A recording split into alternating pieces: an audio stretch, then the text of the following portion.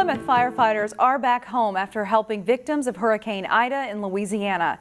22 Minnesota firefighters from 9 departments spent over 2 weeks on the front lines of a cleanup mission. 2 Plymouth firefighters shared their experience with reporter Sonia Goins. Those people are very much in need. Hurricane Ida was one of the most powerful and destructive storms to ever hit the United States. The Category 4 storm pummeled the Gulf Coast, reaching Louisiana on August 29th. Dozens of people were killed, thousands of homes and businesses damaged. Meanwhile, some residents are still without power. You can't even put words to it. It's like a tornado went through, as far as you can see. Firefighter Joe Bolstad is part of a 5-member crew from Plymouth. The group drove down September 7th and arrived in Louisiana 2 days later. There was trees down, people's roofs, damaged, siding all over the place. It was emotional for the hurricane victims and those helping to put their lives back together. You really feel for the people who have lost everything.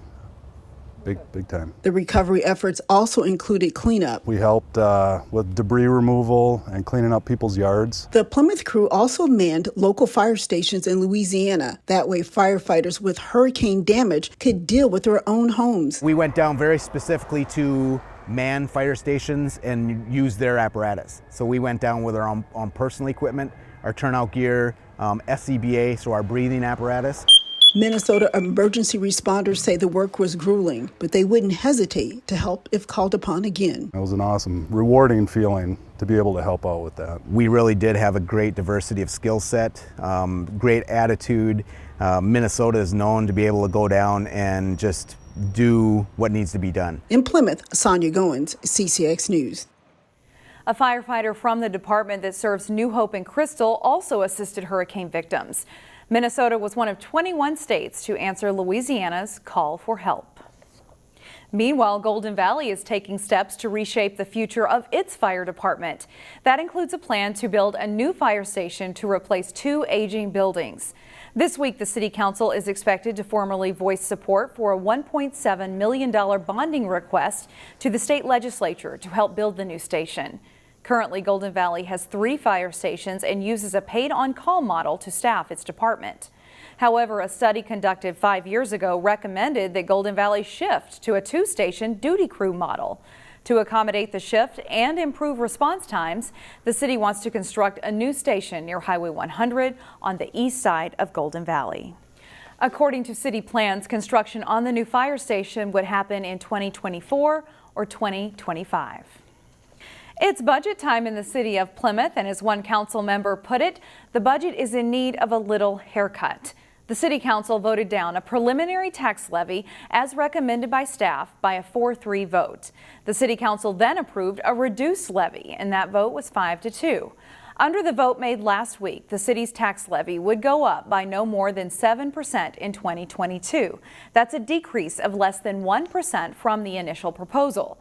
It trims the budget by $382,000. Plymouth taxpayers will see a higher city levy than in recent years due to debt payments for the Plymouth Community Center expansion and fire station improvements. The Plymouth City Council can still reduce the levy between now and its final vote in December, but it cannot increase it. When schools moved to distance learning during the pandemic, it put a halt on many extracurricular activities. 18 months later, many of those students have graduated, and some programs are trying to rebuild or even relaunch. And that's what happened to Cooper High School's STEP team, and the advisor had an idea to get the team back up and running.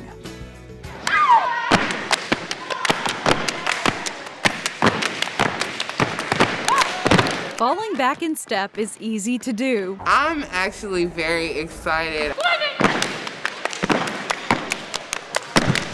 When it means coming back home. I definitely miss the fam. I definitely miss being on Cooper floor. So I'm excited to bring it back and put it on the Hawks floor.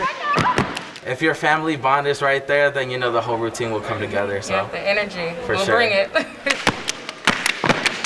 Cooper High School alumni came back to their old stepping ground after they heard the STEP team might not have enough students to keep it going.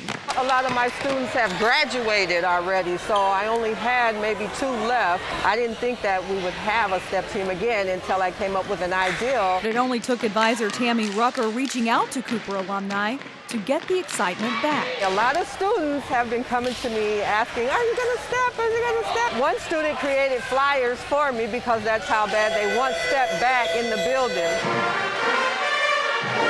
And by the time the band warmed up and students filtered into the homecoming pep rally, Super exciting! enough alumni came back to show Cooper's student body what STEP is all about. This was everything in my high school. This was my family. We all grew up with each Yeah, other. for sure, yeah. This is what kept us, going with school and just having that backbone and that family. Alumni say STEP gives people of diverse backgrounds a chance to come together in complete cadence. I think that's the biggest thing, is coming together and making sure that the beat is on point, that we're united together, and that we don't mess up. And if the crowd's response is any indication, that message of unity was well received ahead of a new round of tryouts. A New Hope nonprofit has a situation it hasn't seen in some time. Do Canines has more assistance dogs than people who could potentially benefit from them. Right now, we actually have 5 different waiting lists because we do 5 different types of dogs, and a couple of those waiting lists are actually empty right now. We're actually looking for people whose lives could be changed by an assistance dog, especially people with mobility issues and seizure issues. And so we're really encouraging people to go online, candocanines.org, and sign up, because if they fit, that could be a pretty short wait for them. The basic requirements to receive an assistance dog are you must be a Minnesota or Wisconsin resident. You must be physically and financially able to take full responsibility for your dog, and you must be at least 10 years old for a mobility assist dog or 18 years old for a dog that helps with hearing, diabetes, or seizures. We'll have more details on our website, ccxmedia.org.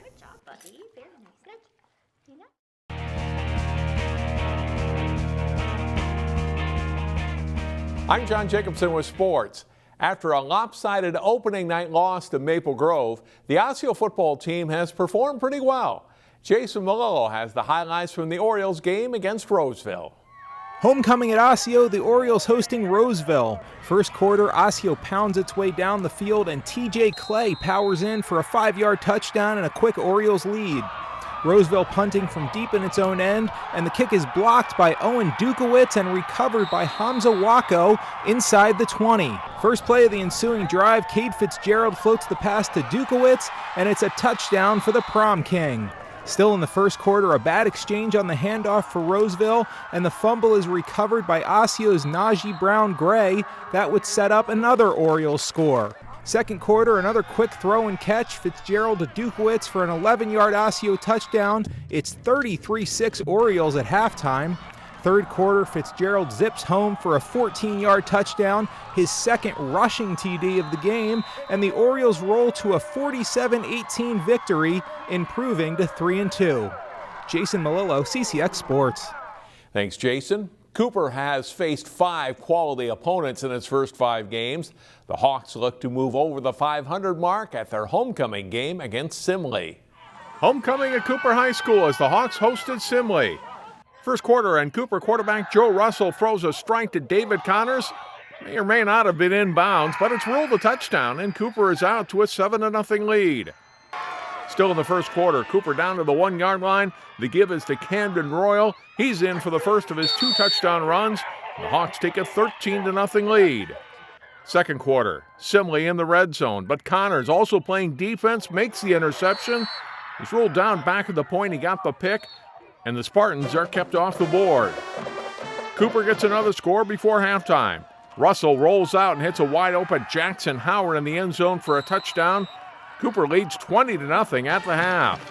Simley does make a game of it in the third quarter. Gavin Nelson is loose, and he sprints 42 yards for a touchdown. The Spartans add another score to pull within 20-14. But Cooper scores the final 2 touchdowns of the game. Russell to Connors, 36 yards for a TD as the Hawks go on to win 34-14. They are now 3-2 on the season. The Providence Academy football team opened the season with 4 straight wins, while Breck was 3-1 through 4 games. The Lions and Mustangs went head-to-head in Week 5. Jay Wilcox has the highlights. Providence Academy hoping to stay undefeated and spoil Breck's homecoming in a key football matchup. Providence quarterback Jack Reller fakes the handoff and has some room to run on the left side. He gets in for the 23-yard touchdown to give the Lions a 7-0 lead in the first quarter. Breck answers with a big play. Charlie Reichs finds Carter Tyson open down the left sideline, and he is gone. A 51-yard strike for the Mustangs, and they tie it 7-7 after a quarter. Early in the second, Reichs with a tough run. He stopped just short of the goal line, but scores on the next play to give Breck a 14-7 lead. It's all Providence from there, though. Reller with a planned run, and it's well blocked. He scores easily, and the Lions tie the game at 14-14. After forcing a fumble playing defense, Jacob Meisner takes it in for a Providence touchdown, the first of 2 for him on the night. It's 21-14, and the Lions lead 28-14 at halftime. And they celebrate in the rain as the fourth quarter starts with a downpour. After trailing 14-7, Providence outscores Breck 35-0 the rest of the way for a 42-14 win to improve to 5-0. Jay Wilcox, CCX Sports. Find more prep sports games and highlights at ccxmedia.org and follow us on social media.